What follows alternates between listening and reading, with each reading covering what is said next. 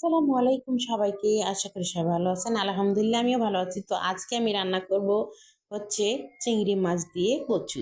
তো প্রথমে আমি এখানে মরিচ, পেঁয়াজ ভেজে নিচ্ছি। তারপর এখানে কয়েকটা ছোট ছোট চিংড়ি মাছ দিয়ে দিয়েছি। তারপরে এই তো এখন আমি সুন্দর করে নেড়ে নিচ্ছি। নেওয়া হয়ে গেলে এই যে ফ্রোজেন এখানে ছিল কচুর ডাঁটা, আমি ফ্রিজে রেখেছিলাম, ওটাই ভাবলাম আজকে রান্না করি।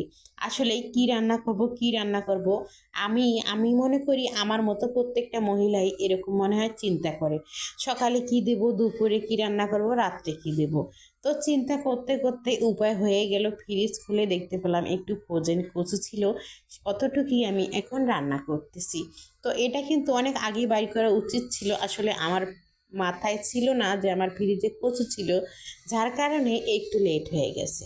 তো লেট হলে গেল, তাতে কি হয়েছে, আমি কিন্তু এখানে রান্নার জন্য বসিয়ে দিয়েছি, কারণ এটা সিদ্ধ করা, এটার উপরে কোনো চাপাচাপি করার কোনো লাভ নেই। একটু মশলা কষালেই, আমার মতো করে মশলা কষিয়ে যদি এইভাবে রাখা যায়, তাহলে দেখবেন আস্তে আস্তে কিন্তু বরফটা গলে যাবে। এই যে দেখুন, এখনও কিন্তু পুরোপুরি গলেনি, এখনও আস্তে আছে। তো এটা আমি যেহেতু চুলাতে রেখে দিয়েছি, আস্তে আস্তে ওটা সিদ্ধ হয়ে কিংবা গলে যেতে পারে বরফটা। তো এই যে দেখুন, আমের কিন্তু কচুটা খুব সুন্দরভাবে গলে গেছে। তো গলে যাওয়ার পরে এখন আমি নেড়ে দিচ্ছি। দেখার সময় আপনারা অবশ্যই বুঝে যাচ্ছেন যে হ্যাঁ, কচুটা গলে গেছে। তো এই যে ফ্রোজেনের এই একটা সমাধান, যে খুব তাড়াতাড়ি রান্না হয় এবং খুব তাড়াতাড়ি আপনি মানে সব দিক দিয়ে একটু ছাড় পেতে পারেন।